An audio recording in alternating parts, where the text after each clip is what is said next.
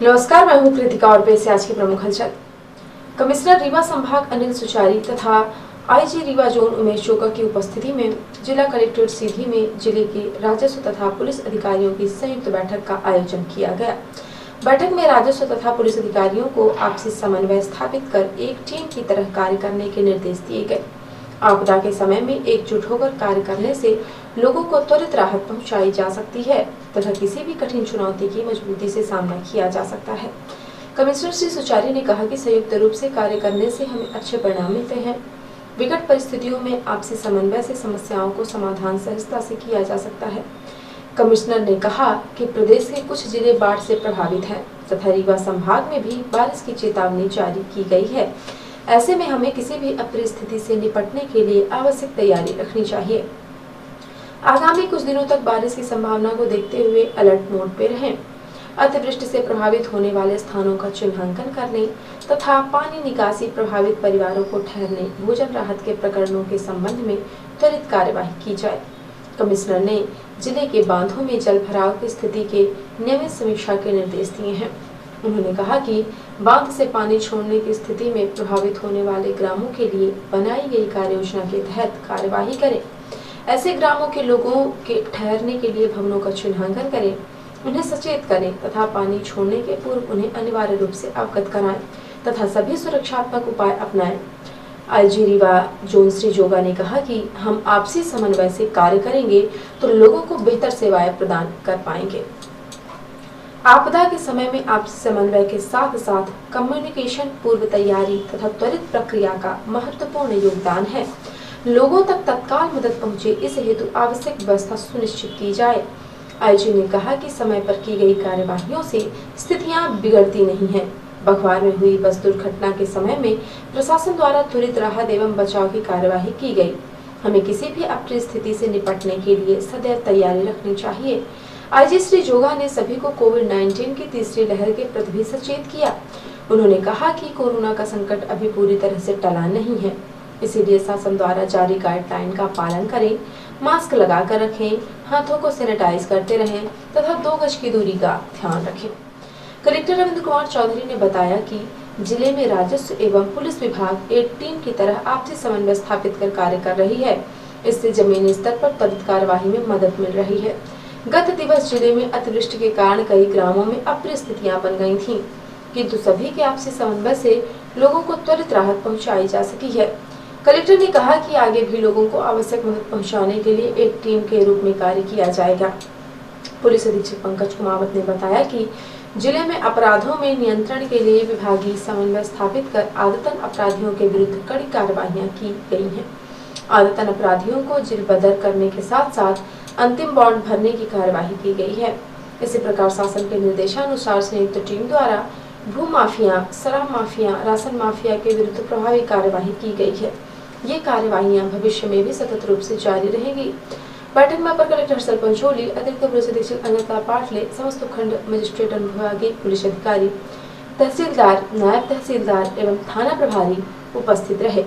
बैठक के बाद आईजी रीवा जोन उमेश जोगा ने एनटीवी इंडिया न्यूज के पूछे गए सवालों के जवाब दिए। अभी क्या है, मौसम विभाग ने हमारा चारों जिलों के लिए भी अलर्ट करवाया है कि कभी भी बारिश हो सकती है कभी।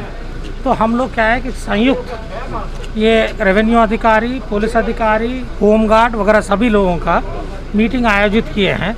ये सभी अनुभवी अधिकारी है, उन लोग कार्य किया है, मगर सेंसिटाइज करना है कि दूसरे ज़िलों में जो भी अगर कमियां हुई हो वो कमियां अपने ज़िलों में ना हो, उसके लिए उचित कदम उठाए। एक कहे कि रेस्पॉन्स जल्दी होना चाहिए, दूसरा प्रिपरेशन का आकलन किए हैं। अगर कोई स्थिति बिगड़ती है तो आप लोगों के पास क्या संसाधन है, या हम लोग नियरेस्ट ज़िले से या जो पड़ोस वाला ज़िले से कितना जल्दी में हम लोग पहुंचा सकते हैं, ये बाढ़ के लिए है। और दूसरा क्या है, क्षतिग्रस्त अगर का कोई भी मकान वगैरह हो उस पर ध्यान दे, ताकि क्योंकि बारिश रात में होते रहती है।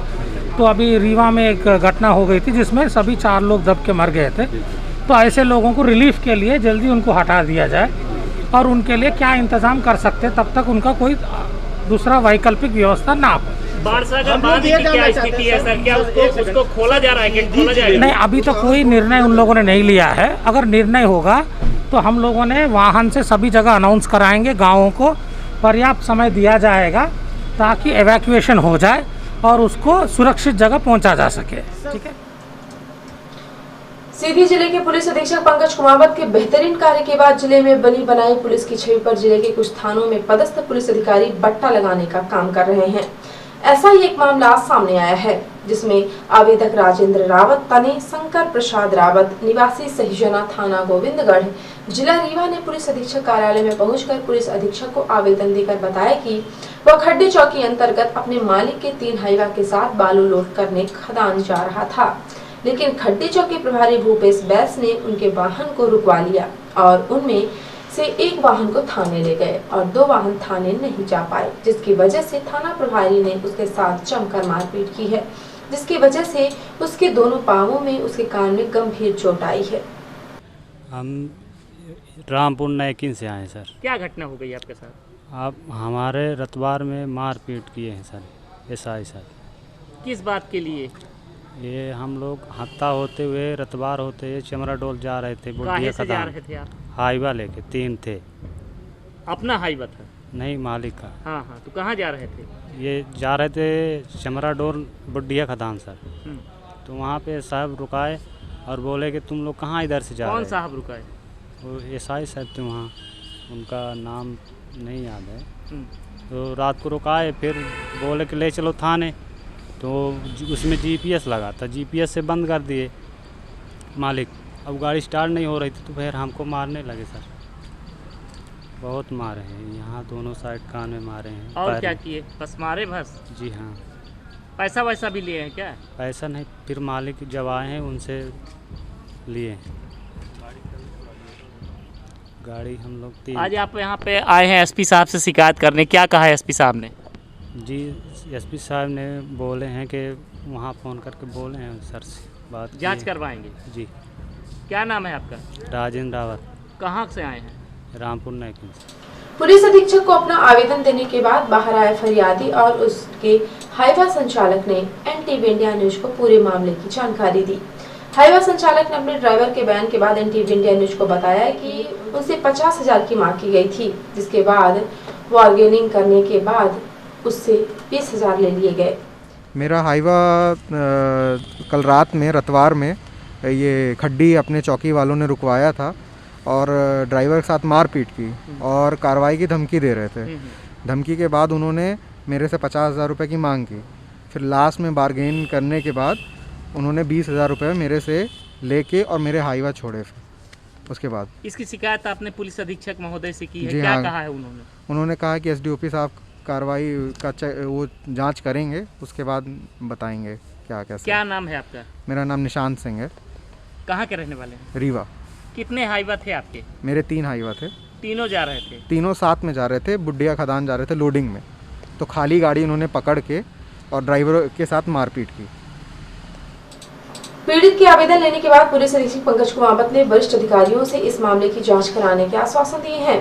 पुलिस अधीक्षक को चाहिए कि इस मामले की त्वरित जांच कराकर जो भी तथ्य सामने आए उसके अनुसार न्यायपूर्वक उचित कार्यवाही करनी चाहिए, जिससे उनकी कार्य क्षमता पर प्रश्न खड़ा करने वाले लोगों को करारा जवाब मिल सके और दोषी को दंड। अपर कलेक्टर हर्षल पंचोली की अध्यक्षता में बुधवार को कलेक्ट्रेट सभागार में दिनांक 19/8/2021 को मुहर्रम, 10/9/2021 को गणेश चतुर्थी, 7/10/2021 को दुर्गा मूर्ति स्थापना, 15/10/2021 को दशहरा विजयदशमी एवं 19/10/2021 को मिलाद उन नबी का त्योहार मनाए जाने के संबंध में बैठक संपन्न हुई। सभी उपस्थित शांति समिति के सदस्यों से धार्मिक त्योहारों को शांतिपूर्वक ढंग से मनाए जाने की अपील की गई एवं कोविड-19 महामारी के संबंध में शासन की गाइडलाइन से सभी सदस्यों को अवगत कराया गया।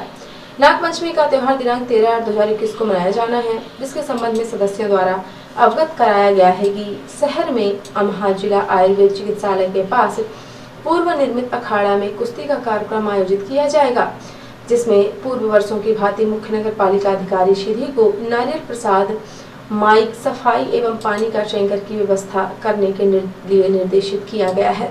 सुरक्षा व्यवस्था के लिए पुलिस अधीक्षक सीधी को निर्देशित किया गया है। मुहर्रम का त्योहार 19/8/2021 को मनाया जाएगा, जिसमें उपस्थित शांति समिति के सदस्यों द्वारा अवगत कराया गया। कि कोविड-19 महामारी को दृष्टिगत रखते हुए शासन के निर्देशानुसार कोई जुलूस कार्यक्रम नहीं किया जाएगा। मात्र दिनांक 19/8/2021 को कत्ल की रात को मोहम्मद अनवर की ताजिया पुराना बस स्टैंड के पास लालता चौक में इमाम बाड़े में रखी जाएगी। रिपोर्टर हिमानी रौतेला ने बताया कि नैनीताल आम आदमी पार्टी द्वारा आज नैनीताल नगर के विभिन्न क्षेत्रों में अरविंद केजरीवाल बिजली गारंटी कार्ड योजना के तहत पंजीकरण कैंप लगाकर आम आदमी को इस योजना से जोड़ने का अभियान चलाया गया। आम आदमी पार्टी नगर इकाई द्वारा नगर के मलिताल के सदर राय होटल, जयलाल शाह बाजार, रॉयल होटल कंपाउंड, बड़ा बाजार आदि क्षेत्रों में इस अभियान को चलाया गया, जिसने आज सैकड़ों की संख्या में आम लोगों ने इस योजना से जुड़कर अपना पंजीकरण कराया। आम आदमी पार्टी के नेताओं ने कहा कि आम जनता में इस योजना को लेकर भारी उत्साह है और लोग बढ़ चढ़कर इस योजना से जुड़ रहे हैं। नैनीताल के विभिन्न क्षेत्रों में आयोजित इस कार्यक्रम में आम आदमी पार्टी के प्रदेश प्रवक्ता प्रदीप दुमका, नगर अध्यक्ष साकिर अली, विधानसभा अध्यक्ष डॉक्टर भुवन आर्य, महासचिव विनोद कुमार, नगर उपाध्यक्ष हरीश बिष्ट, सुनील कुमार, महिला मोर्चा अध्यक्ष बिंध्या देवी, नगर मंत्री सरदार सुखविंदर सिंह, युवा नेता मोहम्मद शान, बुरहान, अंकुर आर्य, लोकेश कुमार, हीरा दीपक आदि उपस्थित थे। रिपोर्टर हिमानी रौतेला ने बताया कि सरकारी अस्पताल में कार्यरत दाइयों को अर्जित मासिक वृत्ति का लंबित भुगतान समयबद्ध करने समेत अन्य समस्याओं के निराकरण के संबंध में सरकारी अस्पताल दाई यूनियन द्वारा एक्टू के प्रदेश महामंत्री के बोरा के नेतृत्व में तल्लीताल डॉट पर प्रदर्शन किया गया।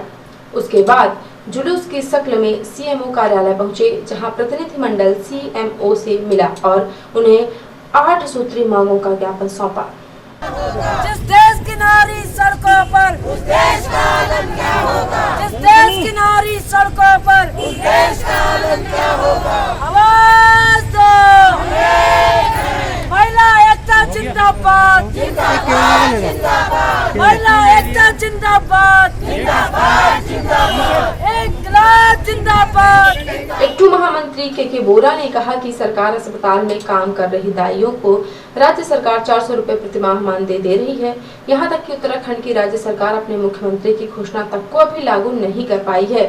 गौरतलब है कि 8 मार्च 2019 को अंतर्राष्ट्रीय महिला दिवस पर उत्तराखंड के तत्कालीन मुख्यमंत्री ने दाइयों को 1000 रुपए मासिक मानदेय देने की घोषणा की थी, लेकिन 2 साल से अधिक बीत चुके हैं, परंतु अभी तक राज्य सरकार की इस घोषणा के तहत किसी भी दाई को 1 पैसा भी नहीं मिला।